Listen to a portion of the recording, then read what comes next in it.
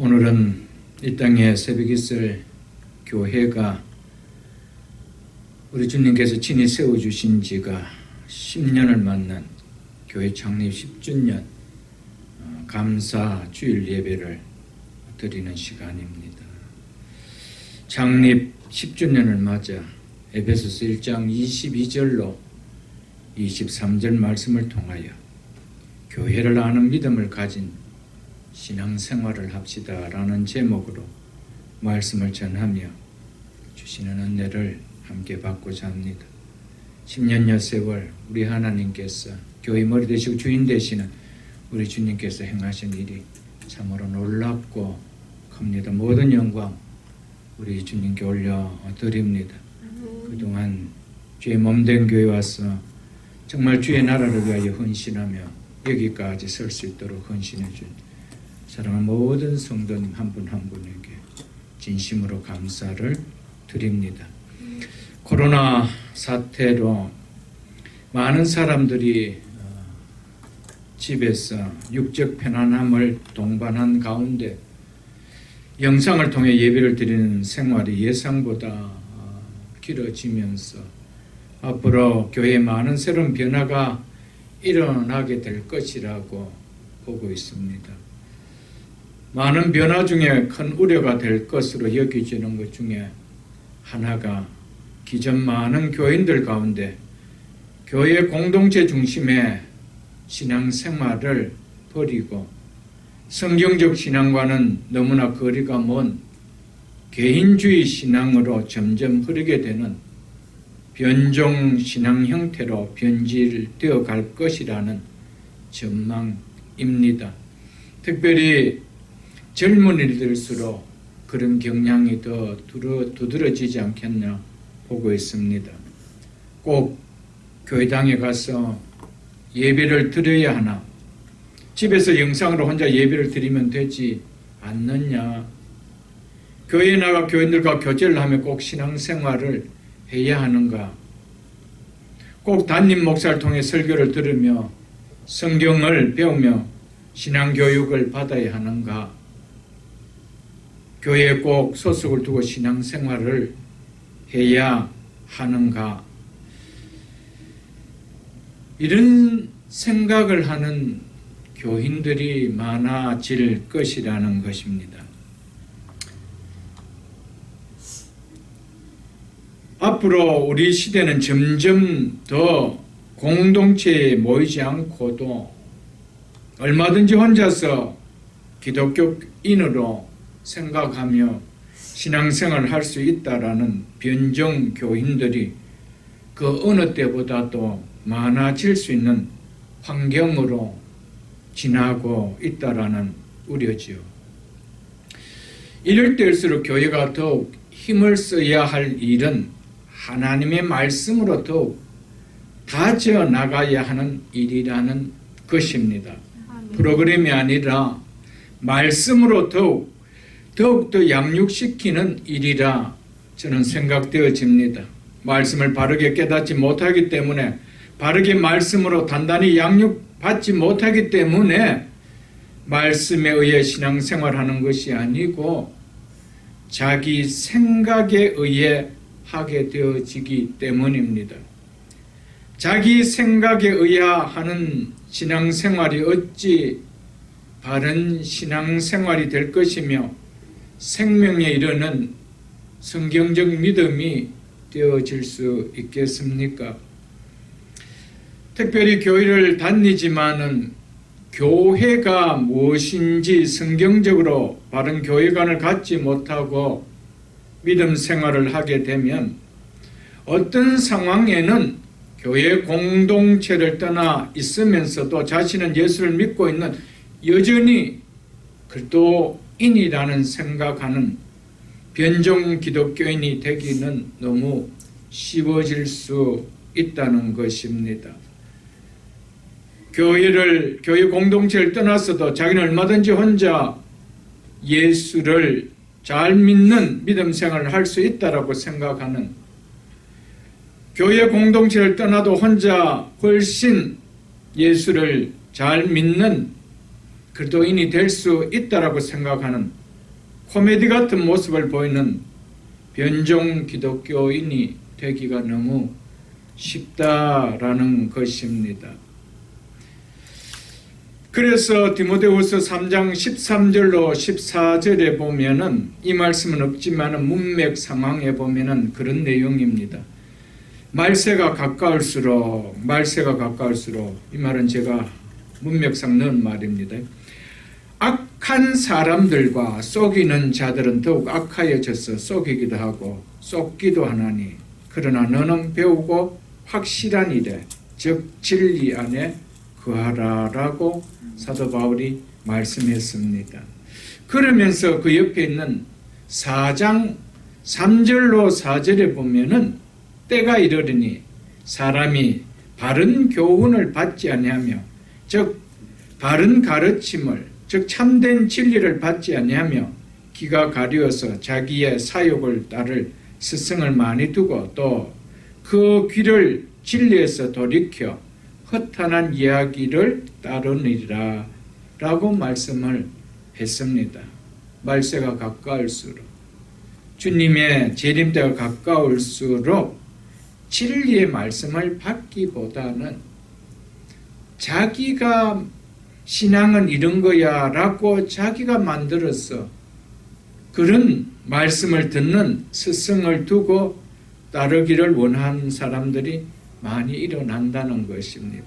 그래서 저는 10주년을 맞이해서 교회에 대한 큰 감사할 일도 또 앞으로의 비전도 전해야 되겠지만은 그럼에도 불구하고 더 바른 교회관을 갖는 것이 더 중요하다라고 여겨져서 새롭게 출발하는 새 10년을 맞으면서 어떻게 나가야 되는지를 출발선에서 다시 한번 교회관을 세우고자 오늘 교회에 대한 말씀을 전하고자 합니다. 믿지 않는 사람들이야 당연하겠지만 믿는 그리스도인이 교회를 생각할 때에 자신의 인생 가운데 자신의 삶 속에서 별로 의미가 와닿지 않는 정도로 여겨진다라면 변화되는 환경에 의해 언제든지 변종을 가져올 수 있는 위험한 그리스도인이 될 수 있는 요소는 참으로 큽니다. 왜 많은 사람들이 교회를 떠나 신앙생활을 할 수 있다라고 생각합니까? 교회가 와닿지 않기 때문에 그렇습니다. 교회가 자기의 신앙생활 가운데 자기 인생 가운데 별로 와닿지 않기 때문에 그렇다는 것이죠. 우리가 예배 시 고백하는 사도신경 마지막 고백에 보면은 거룩한 공회와 즉 거룩한 공교회와 성도가 서로 교통하는 것과 즉 성도의 교제와 죄를 사하여 주시는 것과 몸이 다시 사는 것과 영원히 사는 것을 믿사옵나이다 라고 우리는 고백을 합니다. 여기에서 거룩한 공교회를 믿습니다 라고 우리는 매주일 고백합니다. 이는 교회 자체가 기독교 신앙의 내용이라는 것입니다. 이것을 말해줍니다. 성도는 교회 자체가 기독교 신앙의 내용임을 믿어야 한다는 것이죠. 교회는 그리스도인들이 믿습니다라고 신앙 고백하는 믿어야 하는 믿음의 대상이 교회라는 것을 우리는 알아야 됩니다. 그렇기 때문에 우리가 매주 거룩한 공교회를 믿사오며 라고 고백하고 있다는 것이죠. 이처럼 교회는 기독교 신앙의 내용이라는 사실을 잊어서는 안 됩니다. 오늘 본문을 함께 보겠습니다. 22절로 23절을 함께 보겠습니다. 또 만물을 그의 발 아래에 복종하게 하시고 그를 만물 위에 교회의 머리로 삼으셨느니라. 교회는 그의 몸이니 만물 안에서 만물을 충만하게 하시는 이의 충만함이니라. 이것이 교회 자체가 기독교 신앙의 내용인 이유 중에서 아주 중요한 이유가 되어집니다. 그러므로 이 말씀을 우리는 잘 깨달아야 합니다. 이러한 내용의 교회에 대한 이 내용을 말하기 전에 사도 바울은 이러한 내용을 오늘 먼저 그 앞에 하고 있습니다. 16절을 보겠습니다. 내가 기도할 때에 기도의 내용을 이제 그 이하로부터 하고 있습니다. 시간상 18절을 보겠습니다. 너희 마음의 눈을 밝히사. 이어지는 내용들이 마음의 눈이 밝아져 보아야 할 만큼 중요한 것임을 이제 얘기합니다. 그것이 먼저 첫 번째 보겠습니다. 그의 부르심의 소망이 무엇이며 성도 안에서 그의 기업의 영광의 풍성함이 무엇이며 그의 힘의 위력으로 역사하심을 따라 믿는 우리에게 베푸신 능력의 지극히 크심이 어떠한 것을 너희로 알게 하시기를 구하노라. 부르심의 소망과 기업의 영광과 구원의 능력이 여러분에게 주어지기를 기도하는 것이 아니라 그리스도 안에서 이미 이것을 소유하고 있으므로 마음의 눈이, 즉 영적 눈이 밝아져 보아 알 수 있기를 기도한다라고 사도 바울은 에베소 교회 성도들에게 서신을 통하여 전하고 있습니다. 이것은 그리스도 안에 있는 그리스도인이라면 반드시 모두 다 알아야 할 너무나도 중요한 내용이라는 것입니다. 그래서 바울은 이것을 깨달을 수 있기를, 알기를 기도한다라고 말씀했던 것이었습니다. 한마디로 예수 그리스도로 말미암아 구원받은 그리스도인이 받는 복이 얼마나 엄청난 것인지 알고 너희들 살아야 한다. 알고 신앙생활해야 한다라는 것입니다. 그 가운데 특별히 사도 바울은 하나님께서 믿는 우리에게 베푸신 구원의 능력의 지극히 크심이 어떠함을 우리가 알게 되기를 원한다라고 하면서 이어서 이렇게 말합니다. 20절로 21절을 보겠습니다. 그의 능력이 그리스도 안에서 역사하사 죽은 자들 가운데서 다시 살리시고 하늘에서 자기의 오른편에 앉히사. 우리에게 베푸신 하나님의 구원의 능력이 얼마나 큰 능력인지 우리가 알기 원한다 하면서 사도 바울은 예수 그리스도의 부활 사건과 승천하여 하나님 보좌 우편에 앉으신 사건을 들어 말하고 있습니다. 21절을 계속해서 보겠습니다. 모든 통치와 권세와 능력과 주관과 즉 주권 위에와 이 말입니다. 주권과 할 때 주권 위에와 이 말입니다. 이것은 영적인 천사들을 가리켜 표현한 것입니다. 그리스도의 영광이 더 높이 나타내기 위하여 단순히 천사들이라고 하지 않고 이렇게 표현을 한 것이었습니다. 이 표현은 때로는 악한 천사들에게도 때로는 선한 천사들에게도 사용되어졌던 표현이었습니다.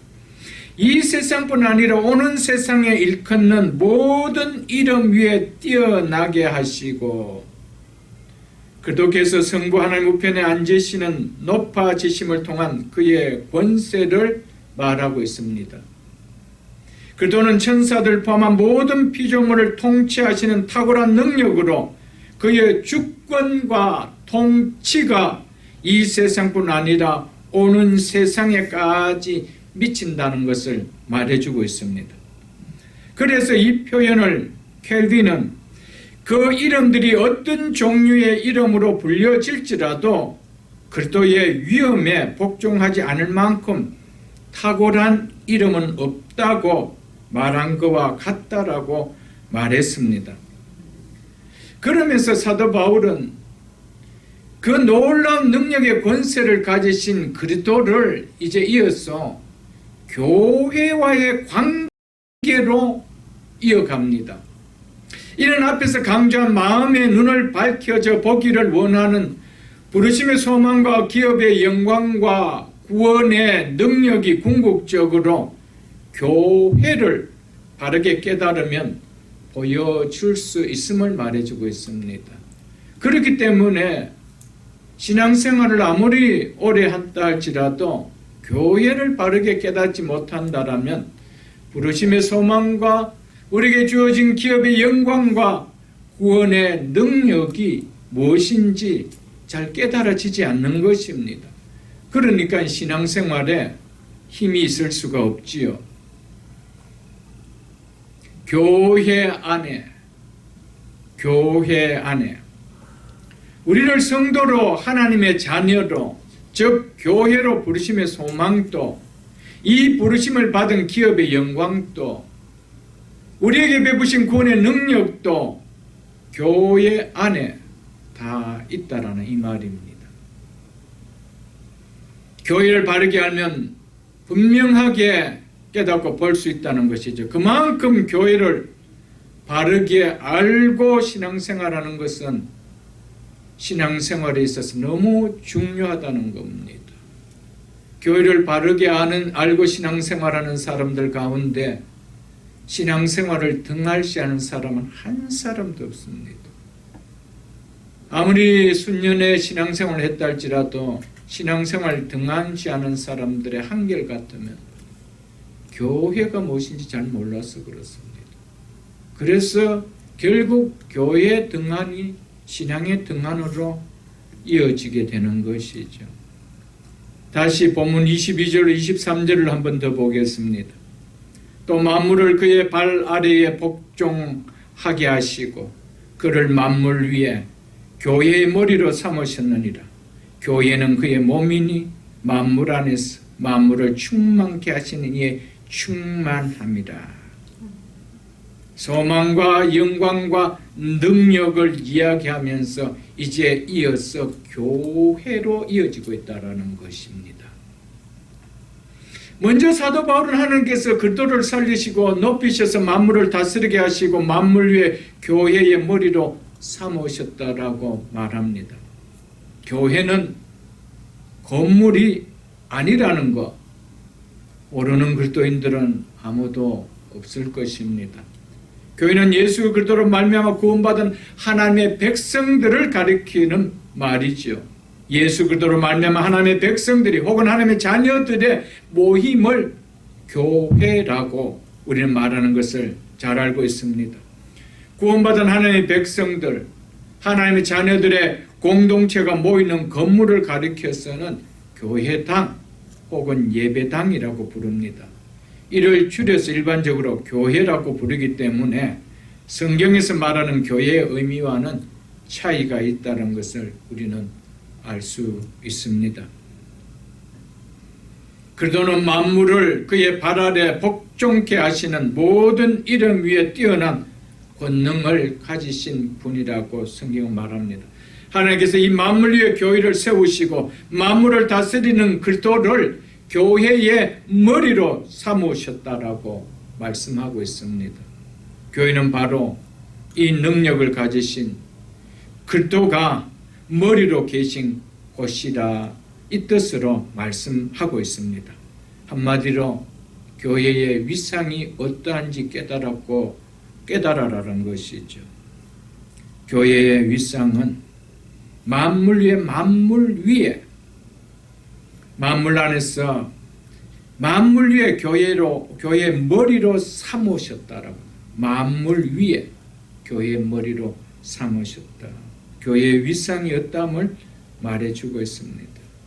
이 사실을 통해 사도 바울은 하나님 능력이 얼마나 크고 놀라운지를 교회를 통하여 말하고 싶었던 것이었습니다. 만물을 그 발 아래 복종케 하시고 그를 만물 위에 교회의 머리로 삼으셨으니, 만물을 그 발 아래 복종케 하시고, 이 말씀을 제가 몇 주 전 종료주일 때 말씀을 전했습니다. 아마 기억이 나는 말씀이실 겁니다. 그래서 우리가 히브리서 2장을 한번 보겠습니다. 종료주일 때 봤던 말씀, 히브리서 2장 7절로 8절 말씀 보겠습니다. 354쪽입니다. 그를, 히브리서는 시편을 인용하면서 예수 그리스도를 이렇게 표현한 것이라고 말씀을 드렸죠. 그를 예수 그리스도를 잠시 동안 천사보다 못하게 하시며 근본 하나님의 아들이신 그리스도께서 잠시 동안 본래의 영광을 다 내려놓으시고 낮아지사 사람이 되셔서 이 땅에 오심을 나타낸 표현이라 말씀드렸습니다. 영광과 존귀로 관을 씌우시며 그리스도께서 구속 사역을 성취하신 후 부활 승천하셔서 본래 신적 영광을 회복하신 것을 나타낸 표현이라고 말씀드렸습니다. 그 결과 8절에 만물을 그 발 아래 복종케 하셨느니라 하였으니 천사를 포함하여 만물을 발 아래 복종케 하는 권세가 주어졌음을 나타낸 것이라 말씀드렸죠. 만물로 그에게 복종하게 하셨은즉 복종하지 않는 것이 하나도 없어야 하겠으나 지금 우리가 만물이 아직 그에게 복종하고 있는 것을 보지 못하고 라고 말씀하죠. 그래서 8절에 만물을 그 발 아래 복종하게 하셨느니라 하였으니 오늘 이 말씀이 오늘 본문 22절에 나오는 말씀 아닙니까? 또 만물을 그 발 아래 복종하게 하시고 그래서 만물을 발 아래 복종하게 하는 권세가 온전히 나타날 때는 바로 예수 그리스도 재림 때라 말씀드렸죠. 그리스도의 재림 때에 피조의 모든 만물들이 그리스도를 바라보며 그리스도의 다스림을 받게 되어집니다. 그리스도의 완전한 통치권이 장차 오는 새하늘과 새 땅에서 행해진다는 것입니다. 그래서 지금은 만물이 교회의 머리 대신 그리스도께 복종하고 있다라는 것이 보이지 않는 것처럼 느껴집니다. 만물 위에 세워진 교회로 결코 보여지지 않습니다. 만물에 파묻혀 존재감도 없는 것처럼 교회는 지금 그렇게 보여지고 있다라는 것이죠. 그러므로 만물을 그 발 아래 복종케 하시고 그를 만물 위에 교회의 머리로 삼으셨느니라. 그러므로 이 말씀이 가져다주는 큰 그림의 의미는 교회의 최종적인 모습을 나타낸다는 것을 우리가 알 수 있습니다. 그러므로 교회는 이런 하나님의 능력으로 하나님께서 세우신 것이기 때문에 결코 그 무엇에 의해서도 교회는 무너질 수 없으며 교회는 이 땅의 만물에 소멸되어질 수도 없다라는 겁니다. 왜? 교회는 장차 만물 위에 만물을 다스리시는 그분이 왕이 되어서 머리가 되어서 다스리는 곳이기 때문입니다. 그래서 만물을 발 아래 복종케 하신 그리스도가 교회의 머리로 세우신 곳이기 때문에 만물의 그 무엇도 그 어떤 세력도 교회를 무너뜨릴 수는 없다라는 겁니다. 이 사실이 이것이 진리임을 2000년 기독교 역사가 분명하게 증거해 주고 있음을 우리는 너무 잘 알 것입니다. 쓰러질 것 같고 소멸될 것 같고 불면 날아갈 것 같은 교회가 2000년 동안 어떻게 만물 속에 파묻히지 않고 만물 위에 서서 존재할 수 있는 교회로 오늘까지 올 수 있는가? 하나님이 약속하신 교회이기 때문에 그렇다는 것입니다. 그래서 우리 마태복음 13장을 한번 보겠습니다. 마태복음 13장 31절로 33절을 보겠습니다. 마태복음 13장 31절로 33절 말씀입니다. 또 비유를 들어 이르시되 천국은, 여기서 천국은 교회를 가리킵니다. 마치 사람이 자기 밭에 갖다 심은 겨자씨 한 알 같으니 이는 모든 씨보다 작은 것이로되 이는 이 지상의 교회가 사람들 눈에 보이기에는 한없이 연약하고 보잘것없이 보이는 볼품없는 모습처럼 보이는 것이기에 이렇게 비유해 놓았습니다. 그래서 교회는 마치 겨자씨 한 알 같으니 불면 날아갈 것 같고 누가 관심도 갖고 눈에 띄지도 않는 것 같은 이런 존재로 보인다는 것이죠. 그런데 생명을 가졌기에 자란 후에는 풀보다 커서 나무가 되며 공중의 새들이 와서 그 가지에 깃드느니라. 아멘. 이 겨자씨는 크게 자라면 3m 이상까지 자란다라고 합니다. 이 결국 하나님의 교회는 소멸되는 것이 아니고 만물 위에 이렇게 풍성하게 존재하게 됨을 이야기합니다. 그래서 33절에 보면 또 비유로 말씀하시되 천국은 지상교회를 이야기합니다. 마치 여자가 가루서말 속에 갖다 넣어 전부 부풀게 한 누룩과 같으니라. 밀가루에 비하면 누룩은 너무나 적은 양이죠. 그리고 그 밀가루 속에 가루 속에 넣어버리면 흔적도 없이 보이지도 않습니다. 눈에 띄지도 않습니다. 그것이 있는지도 모릅니다. 그런데 시간이 지나면은 그 존재감을 확연하게 드러낼 것이라는 것이죠. 교회가 그렇다는 것입니다. 만물 위에 만물을 그 발 아래 복종하게 하시고 그를 만물 위에 교회를 머리로 삼으셨다. 언젠간 교회는 만물 위에 존재하게 됨을 볼 것입니다. 그래서 히브리서를 통하여 우리가 보지 아니었습니까, 여러분?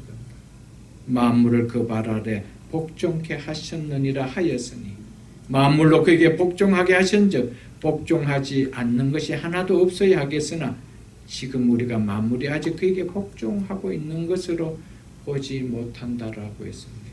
지금 만물들이 교회에 대신 교회 만물의 머리가 되시고 교회의 머리가 되시는 예수 그리스도께 그렇게 복종하지 않습니다. 그래서 교회가 그렇게 존재감 있기에 그들에게 보이지 않습니다. 마지막 주님 재림 때에 교회는 만물을 다스리는 자가 다스리는 곳이 되어진다라는 사실이죠, 여러분들. 그래서 마태복음 28장도 한번 보겠습니다. 마태복음 28장 18절로 20절 제가 읽어드리겠습니다.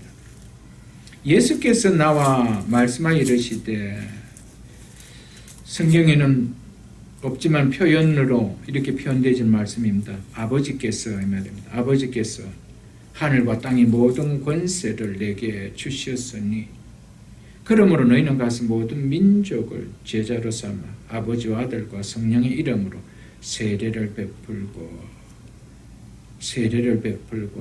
교회의 사명을 이야기합니다. 20절 보겠습니다. 내가 너에게 분부한 모든 것을 가르쳐 지키게 하라. 볼지어다 내가 세상 끝날까지 너희와 항상 함께 있으리라 하시나. 내가 세상 끝날까지, 주님 오시는 그날까지죠, 너희와 항상 함께 있으리라. 무슨 이야기입니까? 교회는 결코 무너질 수 없고 소멸될 수 없었다는 약속입니다. 하늘과 땅의 모든 권세를 가진 내가 땅끝까지, 주님 오시는 그날까지, 세상 끝날까지 너희와 교회를 이야기합니다. 교회와 함께 하겠다는 겁니다. 그렇기 때문에 교회는 무너지지 않습니다. 교회는 이 땅에 소멸되지 않습니다.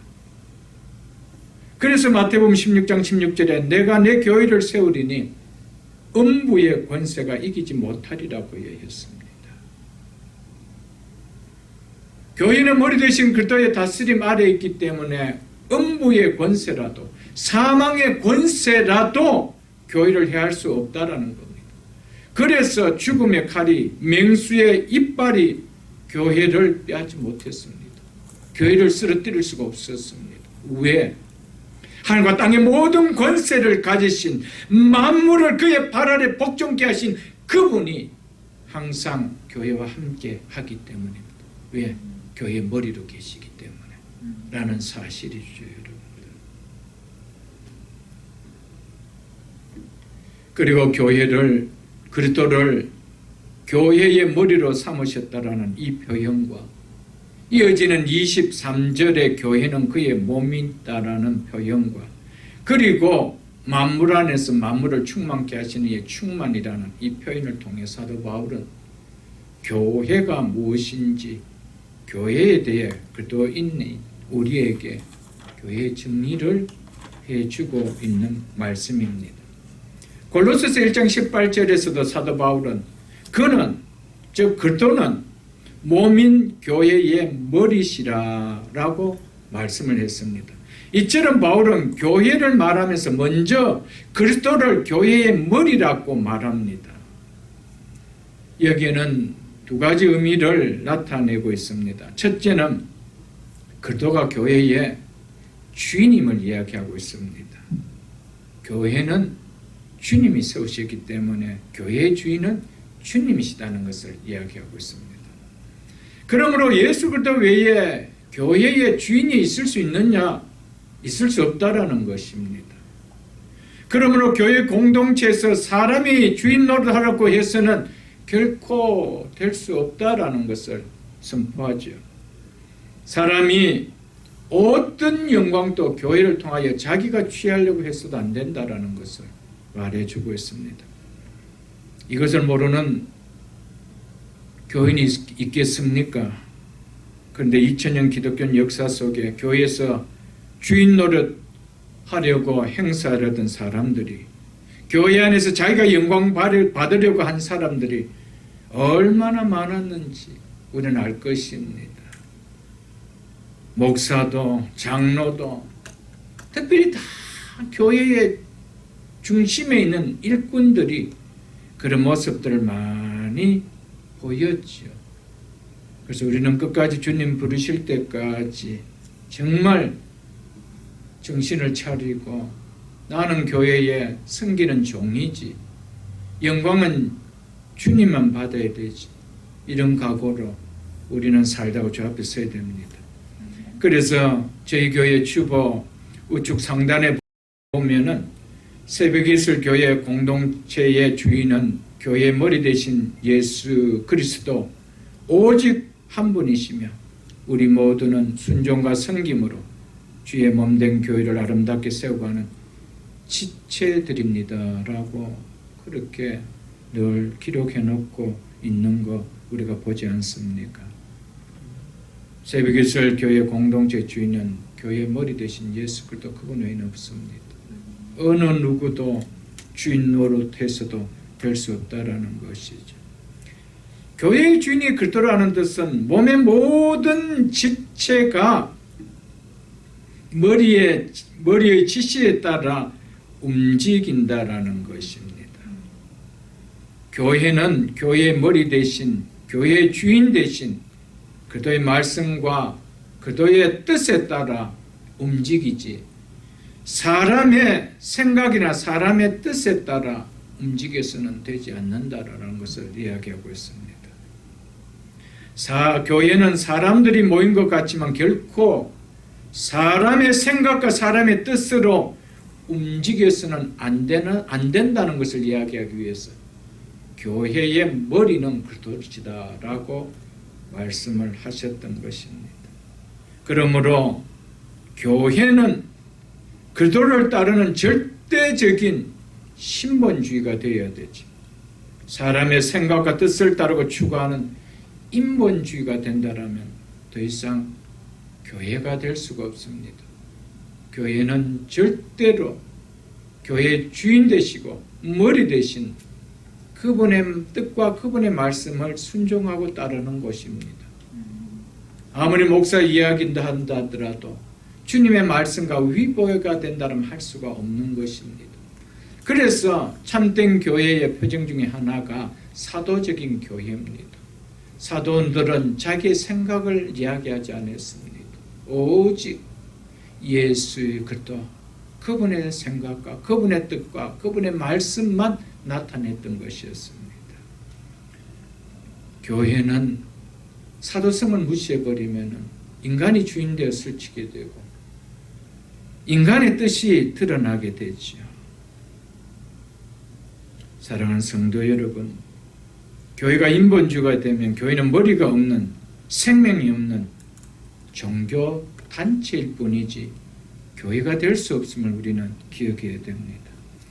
그리고 그리스도가 교회의 머리라고 하는 두 번째 의미는 예수 그리스도가 교회의 생명의 원천과 교회의 중심임을 뜻합니다. 우리의 몸 어느 부분도 신경에 의해서 컨트롤 받지 않는 곳이 있나요? 다 신경에 의해서 컨트롤 받습니다. 발가락, 새끼발가락 끝이라도 우리는 다 신경에 의해서 컨트롤 받죠. 근육과 각 부분의 생명이 신경의 힘에 의해서 그것에게 전달되는 것을 우리는 알 것입니다. 그런데 모든 신경은 궁극적으로 어디에 연결되어 있음을 우리가 압니까? 머리에 뇌와 연결되어 있죠. 그래서 뇌를 통하여 척추로 우리가 흘러 들어오지 않습니까? 그래서 그것을 중추신경이라고 우리가 하지 않습니까? 그러므로 머리는 온몸에 신경의 모든 활력과 모든 각 부분의 조직의 모든 신경의 에너지를 조종하는 원천이며 중심입니다.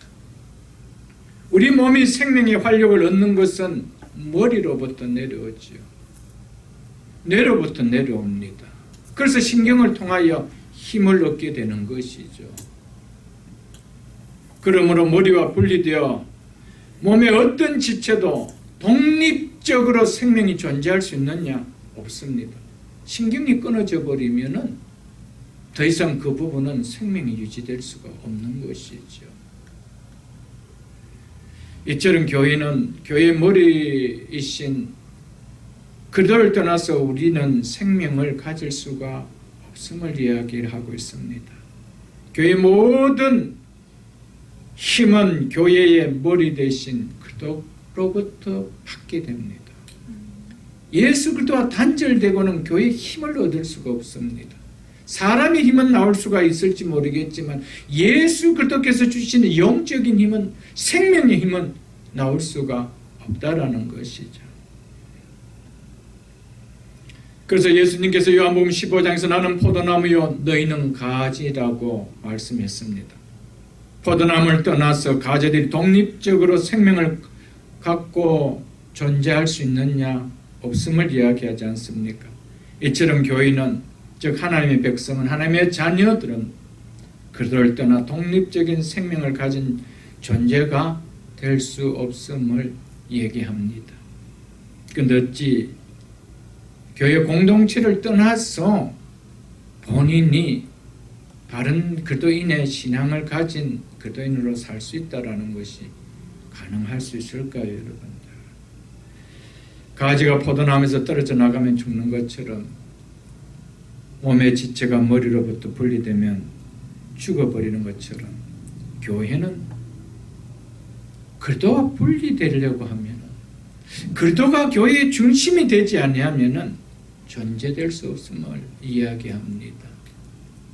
아무리 목사님이 좋은 말씀을 전한다 하더라도 그 중심이 그리스도가 빠져버린다라면, 아무리 사회에 많은 봉사와 섬김의 일을 한다 하더라도 그 중심에 예수 그리스도가 빠져버린다라면, 우리의 몸이 아무리 아름답다 할지라도 거기에 예수 그리스도가 빠져버린다라면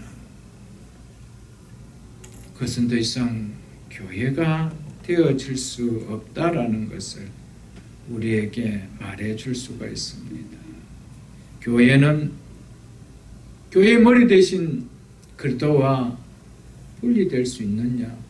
분리될 수 없다라는 것이죠.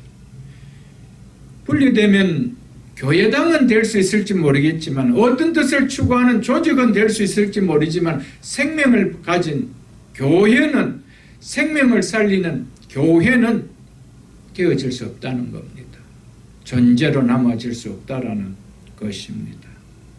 그런 의미에서 사도 바울은 이어서 23절에서 교회는 그리스도의 몸이니라며 교회는 그리스도의 몸이라고 말해주고 있습니다.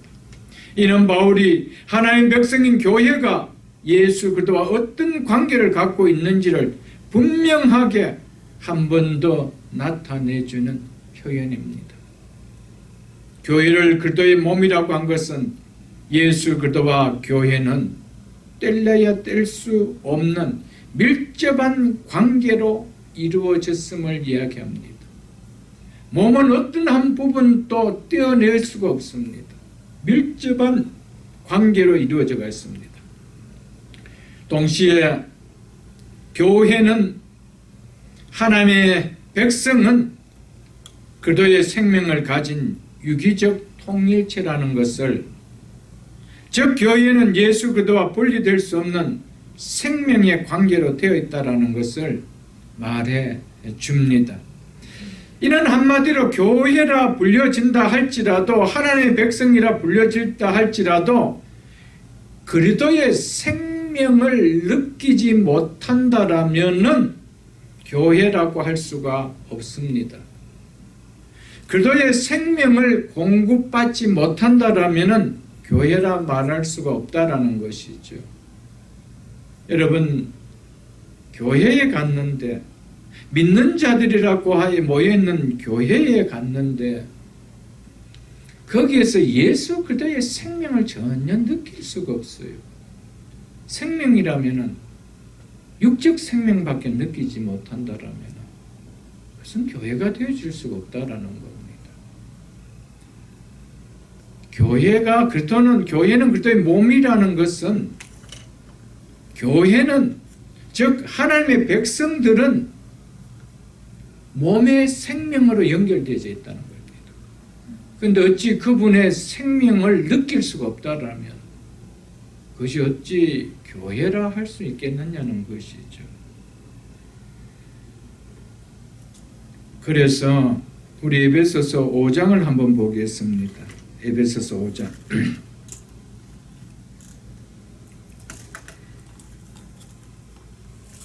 에베소서 5장 22절로 25절까지 제가 읽어드리겠습니다. 아내들이여 자기 남편에게 복종하기를, 즉 순종하기를 주께 하듯 하라. 이는 남편이 아내의 머리됨이, 이는 남편이 아내의 머리됨이 그리스도께서 교회의 머리됨과 같음이니, 그리스도께서 교회의 머리됨과 같음이니, 그리스도와 교회 뭐라고요? 머리라고 이야기하고 있습니다. 그가 바로 몸의 구주시라. 그가 바로, 여기서 몸은 교회를 이야기합니다. 그가 바로 교회의 구주시니, 그리스도가 교회의 뭐래요? 구주시다. 여기서 구주라는 것은 교회의 필요를 채워주고 보호해준다는 의미에서 하는 이야기입니다. 24절 보겠습니다. 그러므로 교회가 그리스도께 하듯 아내도 범사에 자기 남편에게 복종할지어다. 남편들아 아내 사랑하기를, 그리스도께서 교회를 사랑하시고 그 교회를 위하여 자신을 주심같이 하라. 여기서 우리가 진짜 교회를 바르게 아는 신앙이라면은 부부가 사는 가정이 어떨까요, 여러분들? 가정은 예수 그리스도와 교회의 관계를 바로 깨닫는 속에서만 바르게 이해되어질 수가 있습니다. 부부 사이도 가정도 예수 그리스도와 교회의 관계를 바르게 깨달을 때 바른 가정, 바른 부부의 관이 세워진다는 것을 이야기합니다. 이것은 똑같이 봐야 되지. 자기 유리한 쪽에 가지고 봐라 복종해라 하지 않았느냐, 봐라 사랑해라 하지 않았느냐, 이렇게 하면 안 된다는 것이죠. 그러니까 진짜 교회를 사랑하는 사람은 부부관이 달라지고 가정관이 달라지죠. 교회가 주님을 어떻게 섬기는지, 주님이 교회를 어떻게 섬기는지 안다라면, 그래서 진짜 믿음이 좋은 사람은요, 신앙이 좋은데 좀 생활은 좀 이상하더라. 여러분 신앙을 잘 몰라서 그런 거겠죠. 이어서 보겠습니다. 28절로 보겠습니다. 32절까지 보겠습니다. 이와 같이 남편들도 자기 아내 사랑하기를 자기 자신과 같이 할지니라. 자기 아내를 사랑하는 자는 자기를 사랑하는 것이라. 누구든지 언제나 육체를 미워하지 아니하고, 즉 자기 몸을 미워하는 사람은 없다라는 것이죠. 오직 오히려 이 말이죠. 양육하여 무엇을요? 자기 몸을 양육하여 보호하기를. 그러니까 자기 몸을 아끼고 돌본다 이거 아닙니까? 이것이 뭐래요? 그리스도께서 교회에게 함과 같으니라. 참 그리스도께서 교회에 함과 같으니라. 그리스도께서 교회에 함과 같음이라 이렇게 이야기합니다. 지금 이렇게 부부 사이를 이야기를 하면서 이렇게 지금 표현하고 있는 것이죠. 남편들을 아내 사랑하는 것을 자기 몸같이 사랑하라라고 이야기하면서 자기 몸을 미워하는 사람을 받느냐, 자기 몸을 아끼지 않는 사람을 받느냐, 그 말이 뭐냐? 자기 부인을 자기 몸같이 사랑하라 그러는 것을 지금 이렇게 표현한 것이죠. 그것을 누구에게 지금 연결시키고 있습니까? 그리스도께서 교회에 함과 같이 하라. 그리스도께서 교회를 어떻게 하셨다? 그렇게 하셨다는 것입니다. 자, 그러면서 30절 이렇게 이야기하죠. 우리는 그의 그 몸의 지체입니다. 우리는 그 몸의 지체입니다. 교회는 하나님 백성은 그리스도의 몸의 뭐래요? 지체라는 거예요. 그래서 그리스도께서 교회를 돌보시는 이유가 무엇인지 이야기를 하고 있습니다. 왜 돌본대요? 자신의 몸의 한 부분이기 때문에, 내 몸이기 때문에 그렇다는 겁니다. 31절에 보십시오. 그러므로 사람이 부모를 떠나 그의 아내와 합하여 그 둘이 한 육체가 될지니. 창세기 2장 24절의 말씀이죠. 이 말씀을 신약에서 이렇게 교회에 대해서 바울이 풀어주고 있습니다. 남편과 아내가 한 몸이 된대요. 근데 32절에 이렇게 이야기하고 있습니다. 이 비밀이 크도다. 이 비밀이 뭡니까? 한 육체가 한 몸이 된다라는, 이 두 육체가 한 육체가 한 몸이 된다는 이 비밀입니다. 이것이 뭐대요? 크도다. 그러면서 나는 이것은 그리스도와 교회에 대하여 말하노라 이렇게요. 아담과 하와가 한 몸이 되는 이것을 가지고 부부에 대한 이야기가 아니고 뭐에 대한 이야기죠? 그리스도와 교회에 대하여 말하노라. 그리스도와 교회에 관하여 두고 내가 이렇게 이야기한다는 겁니다.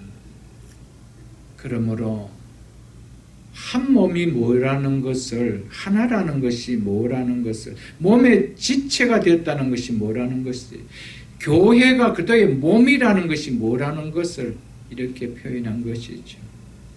교회와 그리스도는 아내와 남편이 한 몸인 것처럼 한 몸이라는 것입니다. 한 몸이 돼 그리스도의 생명의 접붙임을 받은 생명의 관계로 연합된 한 몸이라는 것을 이야기하고 있습니다. 생명의 관계는 결코 떨어졌다, 붙였다는 기계적인 연합의 관계가 아님을 이야기합니다. 떨어지면 죽는 생명으로 연합된 살아있는 관계가 바로 교회와 그리스도의 관계라는 것이죠. 하나님의 백성과 그리스도와의 관계가 이렇다라는 것이죠, 여러분들. 우리는 주님과의 관계는 시간이 지나면 붙은 부분이 떨어져 나갈 수 있는 기계 부속과 같은 그런 연결되어 있는 연합이 아니라는 사실을 우리는 알아야 됩니다.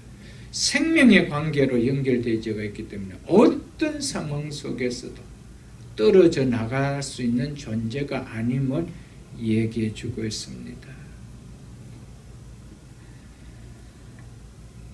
그리고 또한 교회가 그리스도의 몸이라고 한 것은 교회 안에 많은 지체들이 있습니다. 즉 교회는 하나님의 백성들의 모임이죠. 그래서 한 분, 두 분, 세 분 이렇게 모여져가 있습니다. 그래서 교회라고 하잖아요. 그래서 많은 지체들이 있습니다. 교회에는 많은 지체들이 서로 유기적으로 연결되어 생명을 가진 한 몸을 이루고 있음을 말해주고 있습니다. 여럿이 있음에도 불구하고 그것이 뭡니까? 서로 유기적으로 연결되어서 생명을 가진 한 몸을 이루고 있다는 겁니다. 고린도전서 12장을 한번 보겠습니다. 287쪽입니다. 고린도전서 12장. 고린도전서 12장 287쪽입니다. 12절로 13절 보겠습니다.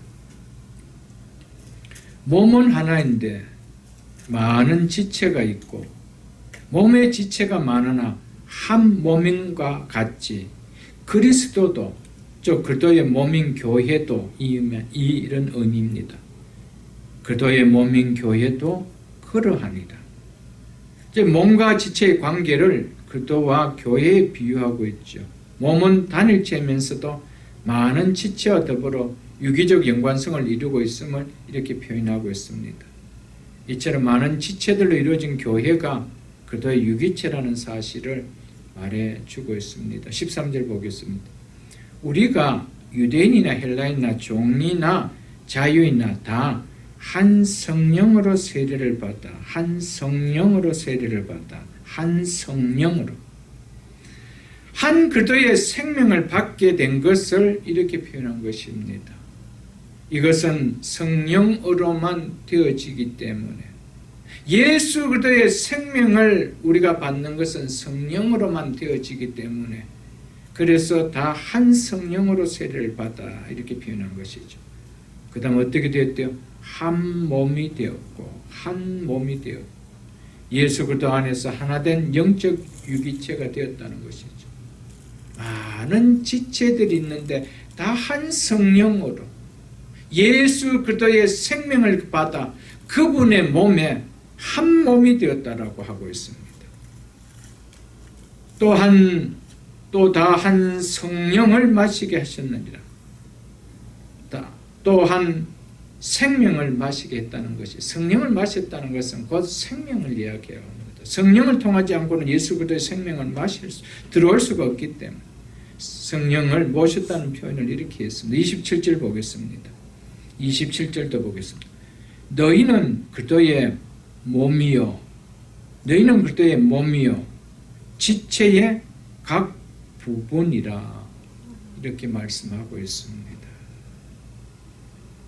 하나님 백성인 그리스도인은 영적 연합을 이룬 신비적인 연합을 이룬 자들입니다. 이 연합은 우리 스스로 인위적으로 만들어낼 수 있는 연합이 결코 아닙니다. 그래서 성령의 세례로 됐다는 것이죠.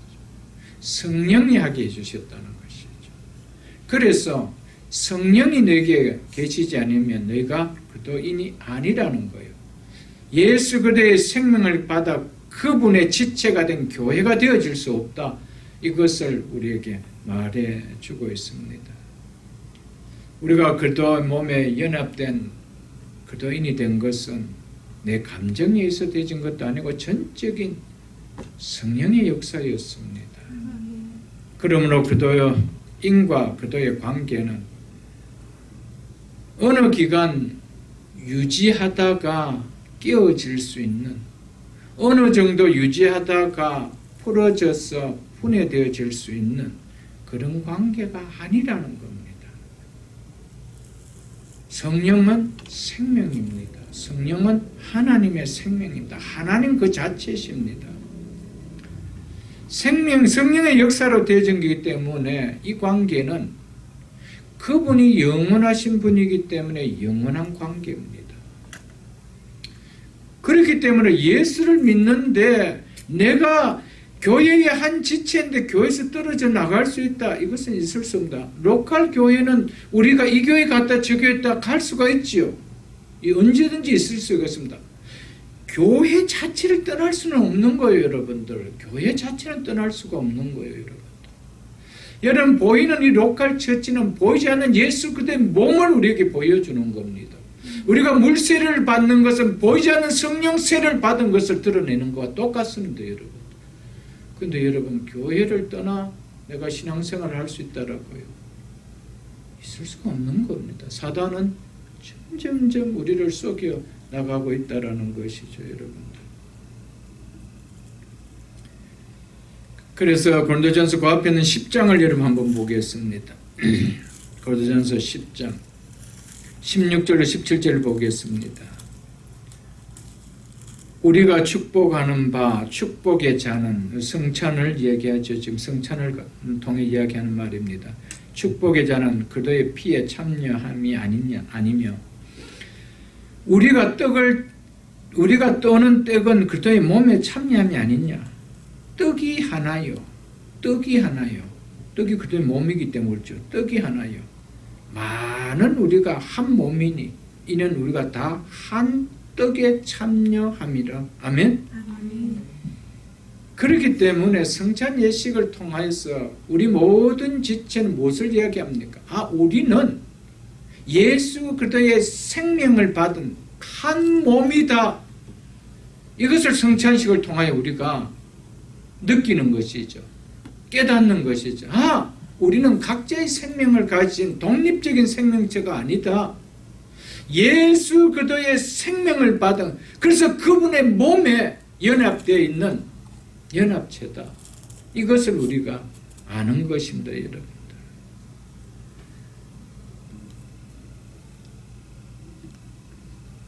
사랑하는 성도 여러분, 그러므로 아무리 몸의 지체 중에 매우 작고 주요하지 않게 여겨지는 지체라도 결코 버려질 수 없는 동일한 생명을 가진 지체입니다. 나라는 생명은 온몸이 다 나라는 생명으로 있습니다. 발가락 하나 나라는 생명 아닌 것이 아닙니다. 나라라는 생명입니다. 그것에 동일한 나라는 생명이 연결되어 있습니다. 우리는 알아야 됩니다. 자신이 비록 연약하게 느껴질 때가 있다 할지라도, 그래서 시험이 오고 해서 믿음이 연약해져서 좀 믿음이 떨어지는 모습을 보일 때가 있다 할지라도 나는 그리스도의 몸의 지체라는 생각을 잊지 마십시오. 결코 나는 그리스도의 몸에서 떨어져 나갈 수 없는 지체라는 사실을 꼭 기억하십시오, 여러분들. 나는 그리스도 안에 있는 그리스도의 생명으로 연결되어 있는 그리스도의 지체라는 사실. 그렇기 때문에 나는 비록 연약할지라도 그분의 생명이 내 안에 있다. 나는 그분의 생명에 연결되어 있는 그분의 생명 자체다. 이 생각을 놓아서는 안 됩니다, 여러분. 여러분, 그렇기 때문에 이 나라는 이 교회를 제대로 깨닫지 모르면은 여러분 조금만 신앙이 어려워지면은 교회 떠나고 교회 떠나는 모습 보여가는 건 너무 쉽습니다, 여러분. 우리는 아무리 내 몸에 가장 연약하고 보잘것없이 보이는 지체다 할지라도 내 생명이 연결되어 있는 곳입니다. 내 생명이 들어가 있는 곳입니다. 여러분, 교회에 예수 그리스도의 몸의 지체가 됐다는 것은 그분의 생명을 내가 받은 자입니다. 그렇기 때문에 그 생명에서 내가 떨어져 나갈 수가 없습니다. 이제 앞으로 계속 보면 우리가 알게 될 것입니다. 그분은 머리십니다. 우리는 결코 떨어져 나갈 수 없는 그분의 지체입니다. 머리와 몸이 분리될 수가 있나요? 분리될 수가 없습니다. 몸과 지체가 분리될 수 있나요? 없습니다. 우리의 마음의 눈을 밝히사 이 진리를 바라볼 수 있어야 한다라고 사도 바울이 지금 이야기하고 있는 것입니다. 이것을 할 때 우리의 신앙은 달라지죠. 우리를 넘어지게 실패하게 하는 나락에 우리가 떨어질 수가 없습니다. 떨어졌다가도 정신이 바짝 차려져서 그 몸에 붙어 있는 것이 감사되어서 하나님 앞에 영광을 돌리지 않을 수가 있겠어요, 여러분들.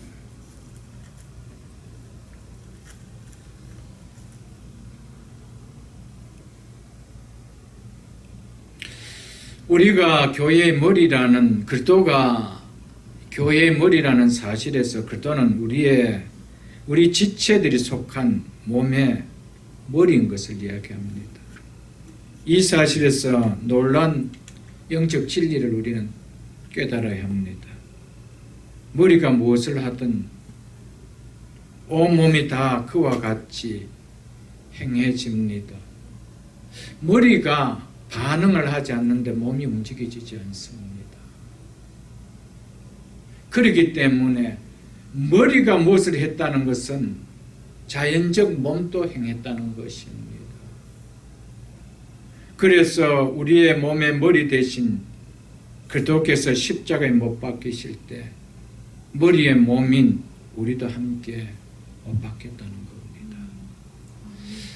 바울은 이 교회가 그리스도의 몸이요, 교회가 이 몸의 머리인 것을 통하여 놀라운 진리를 우리에게 말해주고자 하고 있죠, 여러분들. 그래서 바울은 이 사실을 깨닫고 내가 그리스도와 함께 십자가에 못 박혔네. 자기가 뭡니까? 자기는 몸의 지체라는 거예요. 머리가, 내 몸의 머리가 십자가에 못 박혔다면 나 몸 안 따라가느냐? 당연하다는 것이죠.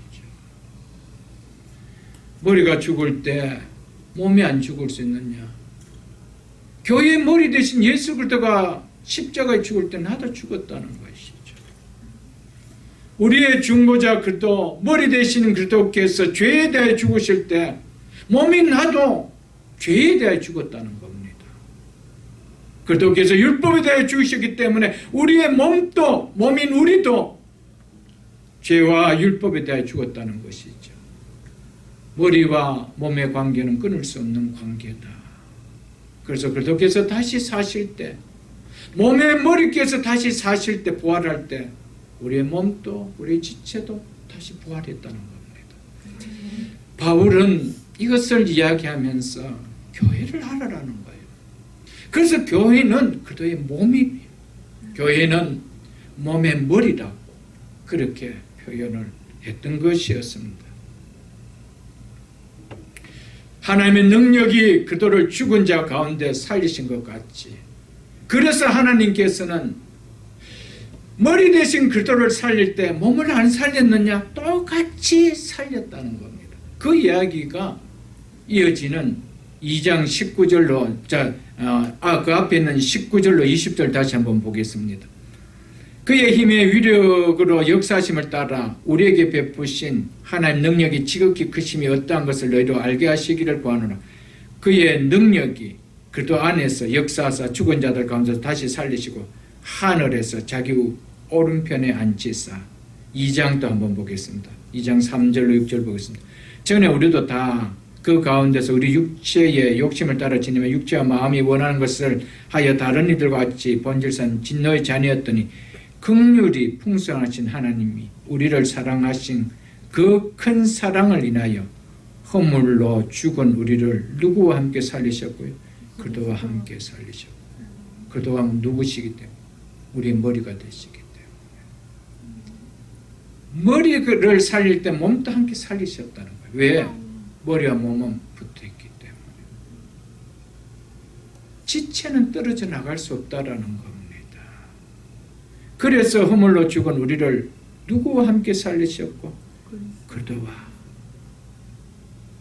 몸의 머리 되시는, 교회의 머리 되시는 그분과 함께 살리셨고, 6절도 또 그와 함께 일으키시사 그리스도 예수 안에서 함께 하늘에 앉히시니. 믿습니까, 여러분들? 머리만 하늘에 가가 있습니까? 교회의 머리만 하늘에 가가 계시고 교회의 몸인 지체들은 하늘에 안 가 있습니까? 머리가 가가 있느냐? 몸도 가가 있다는 거예요.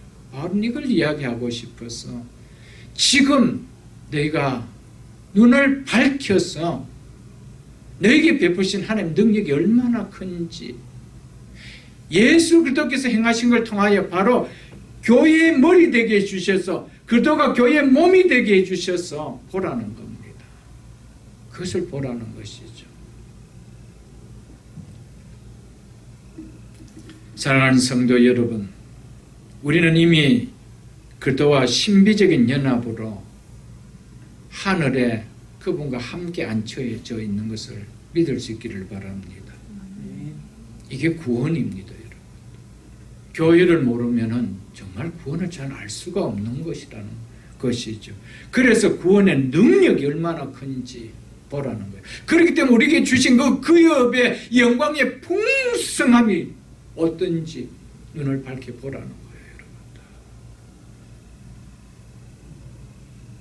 그러므로 그리스도인은 우리는 율법의 정죄를 받을 수 있나요? 없습니다. 둘째 사망을 당하는 자리에 떨어질 수 있나요? 없습니다. 왜?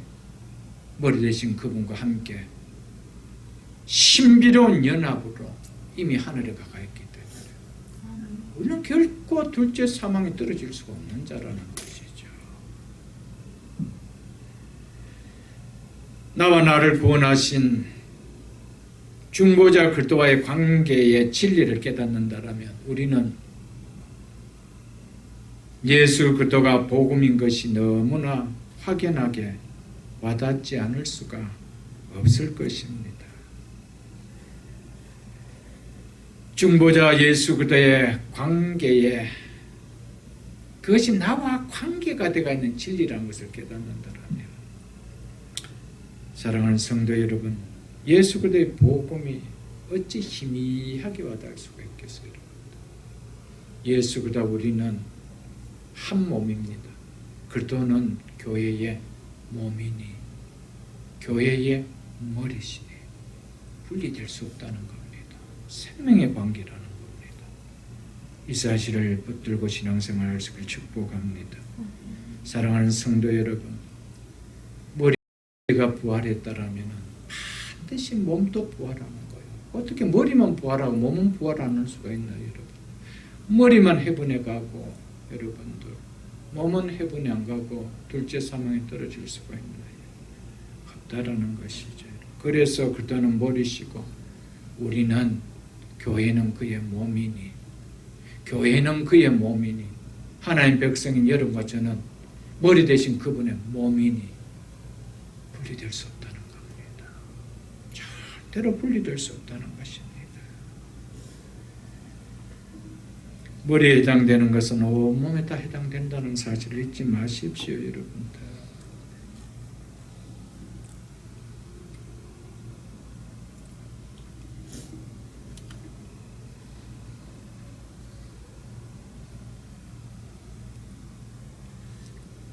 그렇기 때문에 혹 우리가 신앙생활 하다가 넘어짐을 볼 수도 있습니다.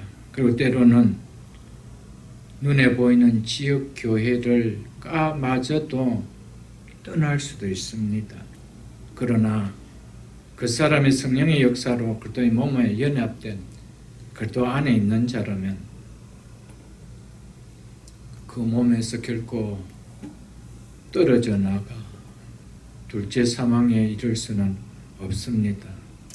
왜냐하면 생명의 관계이기 때문에 생명의 관계는 생명에서 떨어져 나갈 수 없기 때문에 그래서 우리가 많이 봤던 말씀 누가복음 15장을 다시 한번 보겠습니다. 누가복음 15장 24절에 보면 이렇게 말씀하고 있습니다. 둘째 아들 탕자가 아버지 집에 돌아왔을 때 아버지가 이렇게 이야기합니다. 이 내 아들은 죽었다가 다시 살아났으며 내가 잃었다가 다시 얻었노라 하니 내가 잃었다가 다시 얻었노라 하니 잃었다는 것은 본래 내 것이 아니었다는 말이 아니죠. 본래부터 내 것이다 이 말입니다. 그런데 잠시 내 눈에서 벗어났을 뿐인데 다시 찾아 제 위치에 왔다는 것이죠. 그래서 4절을 한번 보겠습니다. 내 중에 어떤 사람이 양 100마리가 있는데 그 중 하나를 못하면 잃으면 99마리를 들에 두고 그 잃은 것을 찾아내기까지 찾아다니지 않겠느냐? 또 찾아낸 즉 질고 어깨 메고 집에 들어와 그 법과 이웃을 불러 모으고 말하되 나와 함께 즐기자. 나의 잃은 양을 찾아내었노라. 나의 잃은 양을 찾아내었노라 하리라. 내가 너희에게 이르는 이와 같이 죄인 한 사람이 회개하며 돌아오되 마치 아무 일도 없었던 것처럼 돌아오지 않는다 그러죠, 여러분들. 여러분, 본래 하나님의 것이었는데 하나님의 생명 속에 있었는데 떨어져 나간 것처럼 보인 자는 이런 자라는 겁니다. 그 자는 반드시 돌아온다는 겁니다. 찾는다는 거예요. 그 찾는다는 개념 속에는 뭐가 있다는 거예요? 회개의 마음이 일어나게 되어 있다는 겁니다. 여러분, 그래서 8절에도 이렇게 이야기합니다. 어떤 여자가 10드라크마가 있는데 하나를 잃으면, 잃었다는 것은 본래 10개가 있었는데 자기 것이었단 말이죠. 등불 켜고 집을 쓸며 찾아내기까지 부지런히 찾지 않겠냐. 또 찾아낸즉 벗과 이웃을 불러 모으고 말하되 나와 함께 즐기자. 이런 드라크마를 찾아내었노라 하리라. 내가 내게 이르노니 이와 같이 죄인 한 사람이 회개하면 하나님 사자들 앞에 기쁨이 되느니라. 아멘? 아멘. 여러분, 잃어버린 것은 본래 내 것이었다는 겁니다. 여러분, 정말 성령의 역사로 하나님의 생명 안에 있는 자는 반드시 회개하면 돌아오게 되고 있습니다. 왜? 하나님 찾으시기 때문에. 그렇기 때문에 하나님은 자기 것을 하나도 잃지 않습니다. 자기의 생명을 하나도 버리지 않는 분이라는 사실이죠, 여러분. 그래서 여러분, 혹도 난 정말 예수 그리스도의 생명이 맞는가, 연합된 생명이 맞는 것이 없어서 교회 떠나는 또 시험을 해보고 그러지 마십시오, 여러분. 그런 생각 자체가 벌써 아니라는 것이죠, 여러분. 그리스도는 모든 창조된 권세 위에 계십니다. 모든 것보다 훨씬 위에 계십니다. 그렇기 때문에 마귀나 지옥이나 권세나 능력이나 어떤 것도 그들의 생명에서, 그분의 능력에서 빼앗을 수 있을 수가 있습니까? 없다라는 겁니다. 그래서 만물을 그 발 아래 복종시키는데, 지옥의 권세까지도, 사단의 권세까지도, 그 악한 그 천사들의 그 능력까지도 그분의 발 아래 있는데 어찌 그분의 손에서 뺏어갈 수 있어요? 그 생명을 뺏어갈 수 있나요? 없습니다. 절대 없습니다. 여러분, 이게 복음입니다. 그분과 연합된 것은 벌써 그분이 하늘나라에 있는 것 같이 우리도 이미 우리의 생명이 가가 있습니다. 머리가 부활한 것 같이 몸이 이미 부활한 거예요. 그래서 우리는 영혼이 부활을 하지 않습니다. 장차 우리의 육도 부활하게 되지 않습니까? 그런 우리가 어찌 생명을 잃을 수가 있나요? 절대 잃을 수가 없어요. 그리고 이 은혜를 깨닫는 사람은요, 절대로 하나님께서 잃었다가 다시 찾는가와 같은 차지맘을 당하는 그런 신앙생활 안 하는데, 이미 이 사실을 깨닫고 있다면 이것이 너무나 감사하고 이것이 너무나 놀랍고 해서 어떻게 하면 이 은혜를 다 보답하며 주의 교회를 사랑하며 섬길 수가 있을까? 주의 몸의 지체가 된다는 것이 이렇게 놀라운 은혜, 이런 마음이 들어야 되는 거 당연한 거 아니겠어요? 여러분? 당연하죠. 우리가 교회를 몰랐어, 구원을 몰라서, 하나님의 능력을 몰랐어, 우리가 그렇게 사는 것밖에 아닌 거 아니겠어요, 여러분들? 23절 보겠습니다. 교회는 그의 몸이니 만물 안에서 만물을 충만케 하시는 이의 충만함이니라. 이 말씀은 집중하고 좀 들어야 됩니다. 좀 집중이 필요한 말씀입니다. 그래야 의미가 좀 깨달아질 수 있는 말씀이기 때문에. 여기서 충만은 그리스도를 나타내는 것으로 볼 수도 있지만은 의미로 볼 때 교회를 나타내는 것으로 봅니다. 만물을 충만케 하시는 이의 충만함이라고 할 때 이 충만은 교회를 나타냅니다.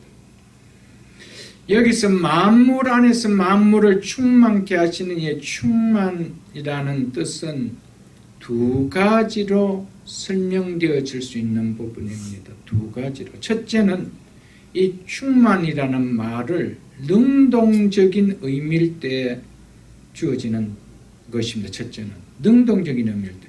능동적이 되면은 충만케 하는 것이 되어집니다. 충만케 하는 것. 그러면은 교회가 그리스도를 충만하게, 즉 완전하게 한다는 의미가 되어집니다. 무엇이요?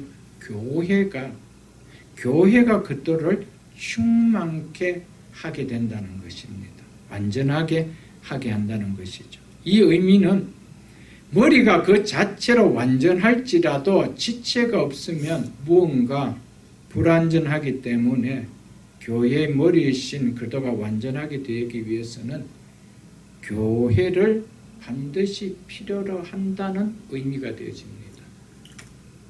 그래서 켈빈은 하나님의 아들이 우리와 연합되기까지는 그가 어떤 면에서 자신을 불완전하게 여기는 이 사실이 교회의 최고의 영해다라고 이야기를 했습니다.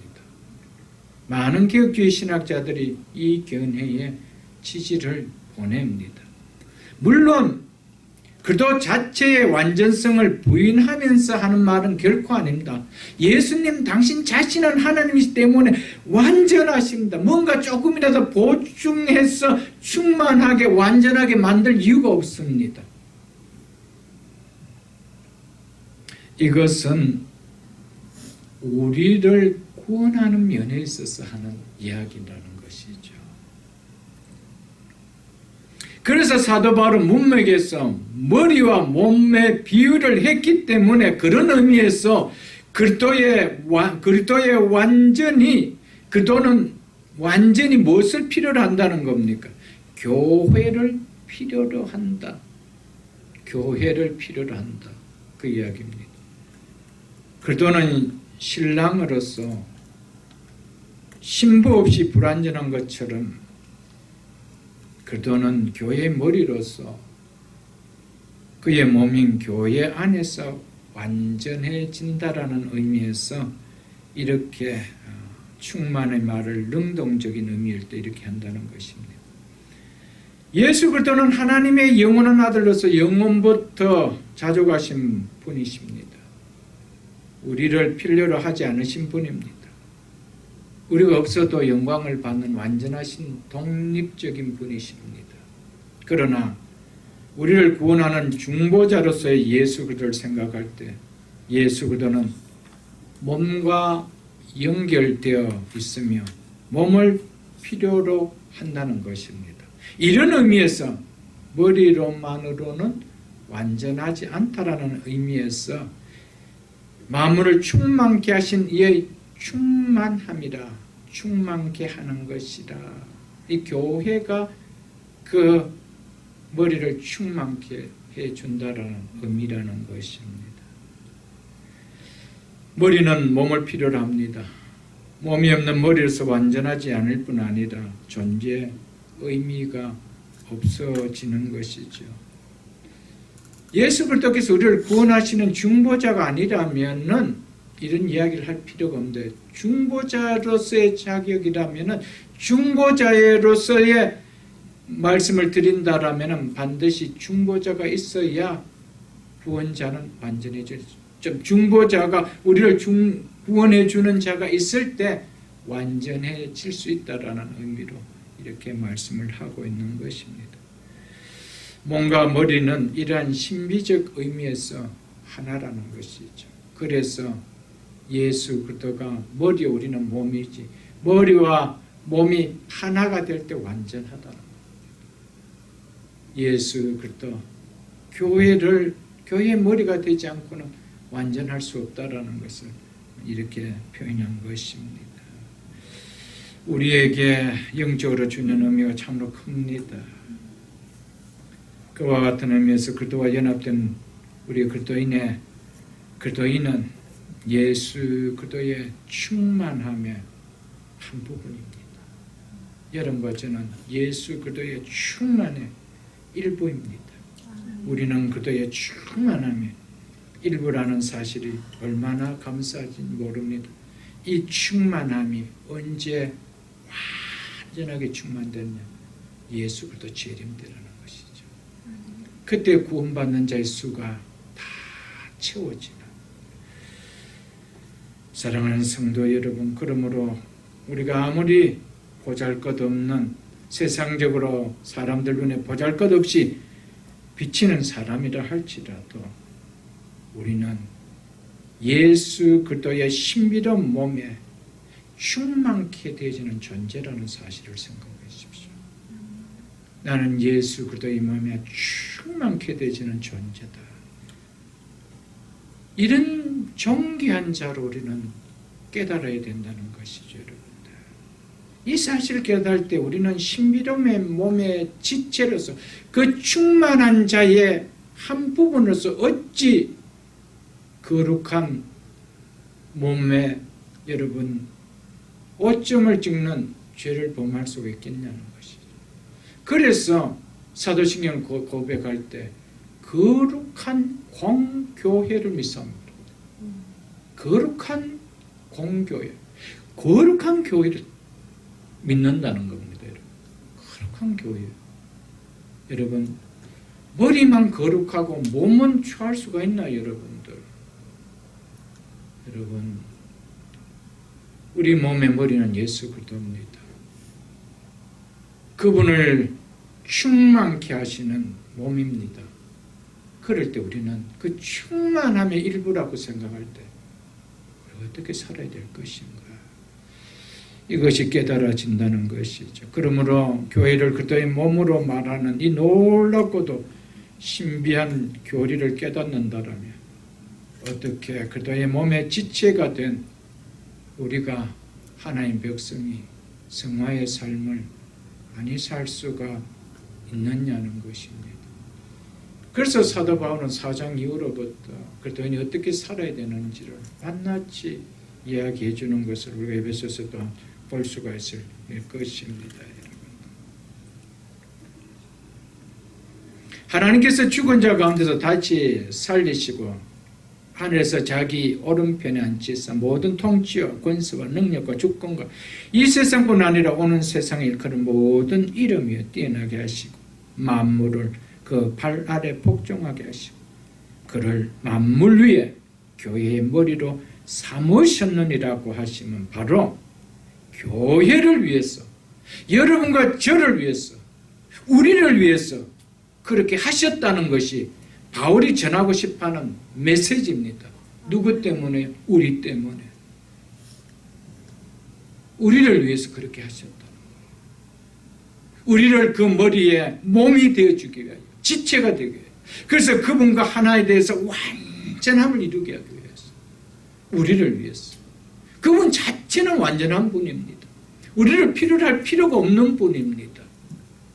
그런데 우리를 위하여 잠시 그분은 구원을 위하여 자기의 완전함을 내려놓고 불안한 자는 우리를 연합해서 충만케 되기를 원했다는 겁니다. 얼마나 놀랍고 감사한지 모릅니다. 그런데 우리가 어찌 이런 은혜 속에 살면서 교회 생활이라는 것이, 신앙생활이라는 것이 어찌 교회의 의미도 없이 그렇게 주님의 몸인 교회를 아프게 하면 신앙생활을 하는 것이 여러분들 되어질 수가 있을까요? 여러분들 교회를 모른다라면 몰라도 교회를 안다라면 우리의 모습은 보잘것없는 나 하나 그들을 충만케 하시는 자의 일부분이 되어주겠다는 그 은혜가 얼마나 놀랍고 큰지를 깨닫고 살아갈 수 있는 우리 모두가 될 수 있기를 주의 이름을 축복합니다. 그렇기 때문에 우리 그리스도인들은 세상에 보잘것없는 신분에 속한다 할지라도 세상 사람 눈에 보잘것없는 것 한다 할지라도 우리는 그도 안에 있습니다. 그들을 충만케 하는 자의 수에 들어가 있습니다. 그걸 생각한다면 그 충만한 자의 충만케 하는 자의 아웃사이드에 있는 그들과 우리는 비교가 될 수 없는 자입니다. 그렇기 때문에 세상이 어떤 가치관을 가지고 우리가 거기에 사람들에게 시선을 뺏겨버리고 이 충만한 속에 있는 무리에서 빠져나간다는 것은 얼마나 어리석은 일이고 얼마나 믿음 없는 행위고 얼마나 복을 발로 차버리는 모습이 되어질 수 있겠어요, 여러분들. 그리고 두 번째 충만이라는 이 말은 수동적인 의미를 가질 때입니다. 수동적인 의미를 취하게 되면은 충만케 되는 것이 됩니다. 그러면 교회가 그리스도의 의에 충만케 되는 것이 되어지죠. 즉 교회는 그리스도의 의에서 충만케 된다는 이 말입니다. 그러면 교회가 채워지는 것이 아니고 교회가 채워지는 것이 되어집니다. 그렇다면 교회가 그리스도의 충만인 까닭은 그리스도를 충만케 하기 때문이 아니라 그리스도가 교회를 충만케 하기 때문이라는 것이죠. 그리스도를 충만케 하기 때문에, 교회가 그리스도를 충만케 하기 때문이 아니라 그리스도가 교회를 충만케 하기 때문에 충만케 된다는 겁니다. 교회가 수동적일 때는. 교회는 그리스도의 몸일 뿐 아니라 그리스도에 의해서 채워지는 것이는 것을 수동적인 의미면 그렇게 되어집니다. 무엇보다 그리스도께서 자신의 생명으로 몸을, 즉 교회를 충만케 하신다는 의미입니다. 자신의 임재로 교회를 충만케 하며 자신의 은사와 능력과 은혜로 교회를, 하나님의 백성들을, 당신의 몸인 교회를 뭐한대요? 충만케 한다는 겁니다. 교회는 그리스도의 임재로 충만해지고 그리스도의 생명으로 충만해지며 그리스도의 은사와 능력과 은혜로 충만케 되어지는 것임을 이렇게 수동적인 의미에서 말하고 있습니다. 그렇기 때문에 이 능동적인 의미와 수동적인 의미 한 가지만 우리는 취할 수가 없습니다. 이것은 두 가지를 다 취할 수 있는 의미입니다. 그래서 이것은 정확하게 능동이다 수동이다 문법으로 나타내고 있지 않습니다. 얼마나 귀한 은혜를 우리에게 주어지는 것인지 모릅니다. 그래서 그리스도의 몸인 교회 안에는 그리스도가 충만하게 거하죠. 여러분, 교회에서 그리스도의 생명이, 그리스도의 능력이, 그리스도의 은혜가 충만하게 누려져야 됩니다. 예배를 봐도 그리스도의 충만함이 없어. 성도의 모임을 가져도 그리스도의 충만함이 느껴지잖아요. 온통 세상 것이만, 육적인 것만 충만하게 된다는 그것은 교회가 아니죠. 교회는 그리스도 자체로 충만케 하는 거예요. 그분이 충만하기 때문에 그분 자체로서 교회를 충만케 하신다라고 말씀하고 있습니다. 그러므로 그리스도의 충만이 교회 안에 충만하게 거함을 믿음의 눈으로 우리는 볼 수 있어야 됩니다. 믿음의 눈으로 보는 사람과 보지 못하고 관심도 없는 사람과는 교회 생활이 결국 같을 수가 있을까요? 무엇보다도 교회를 통하여 받아 누리는 은혜와 복이 여러분 결코 그 누림이 같을 수가 없습니다. 교회를 통하여 그리스도의 충만하게 채워주신 그분의 은사와 그분의 생명과 그분의 은혜와 그분의 축복이 우리가 그의 몸이 누리게 되는 것이죠. 여러분, 몸이 누리게 되는 것입니다. 그런데 이것을 보지 못하고 신앙생활하니까 여러분 어찌 교회 신앙생활이 즐겁고 교회를 통해 누리는 복을 누리면서 신앙생활할 수 있겠어요, 여러분들? 그리스도는 교회의 머리이기 때문에 교회는 그리스도가 소유하고 있는 것을 받습니다. 왜? 그분이 충만한 것으로 충만하게 채워주기 때문에. 그래서 교회 그분이 머리고 그분이 머리시고 그분의 머리의 몸인 교회인 여러분과 저는 그분이 모든 것을 필요를 채워줍니다. 어디에서요? 교회를 통해서. 교회 채워줍니다. 그 교회를 안다는 것은 너무 신비해요. 그래서 교회를 아름답게 신앙생활을 한다는 것은 정말 예수 그리스도의 충만한 것으로 내 자신이 내 심령과 내 가정과 내 인생이 충만하게 채워지는 복을 누리는 것입니다. 믿습니까, 여러분? 그래서 에베소서 5장 23절에 조금 전에 봤던 말씀이지만 이는 남편이 아내의 머리됨이니 그리스도께서 교회의 머리 된 것 같으니 그가 바로 몸에 즉 교회의 구주시니라. 교회의 필요를 채워주시고 교회를 보호해 주시는 구주가 된다라고 말씀하고 있음을 우리는 기억해야 됩니다. 그분은 교회의 머리시기 때문에 결코 머리만 충만하지 않습니다. 발가락까지 그분의 생명으로, 그분의 은혜로, 그분의 능력으로 동일하게 충만하기를 원합니다. 여러분, 예배를 통하여 이 충만을 받아야 되죠. 길을 통하여 이 충만을 받아야 되죠. 우리는 성도가 아름다운 교제를 통해 이 충만을 받아야 되지 않겠어요, 여러분들? 우리가 교회의 신비로움과 교회의 영광스러움을 제대로 깨닫게 한다면 교회를 생각함이, 교회를 대함이 달라질 것입니다. 말씀을 맺겠습니다. 하나님 특별한 은혜로 새벽이슬 교회가 창립 10주년을 맞았습니다. 모든 것이 하나님의 은혜였습니다. 우리의 남은, 우리의 또 앞으로의 10년을 우리가 달려갈 때 교회를 아는 믿음을 가진 신앙생활이 되어지지 못한다라면 여러분, 교회를 통하여 우리에게 주신 은혜와 복이 얼마나 큰지를 깨닫지 못하고 여러분, 우리의 신앙생활은 이 시대에 와서 서두에서 말씀드린 것 같이 편안함 속에 함몰되어져 버리는 변종된 신앙으로 갈 수가 너무 크다는 것이죠. 교회를 통하여 받아들이는 누림, 복이 내 자신뿐 아니라 우리의 자녀들까지, 내 남은 인생 속에, 우리 후대들 속에 끝까지 채워지는 이런 복을 누리며 신앙생활을 할 수 있는 우리 모두가 다 될 수 있기를 주의 이름으로 축복합니다. 아멘. 잠시 기도드리겠습니다.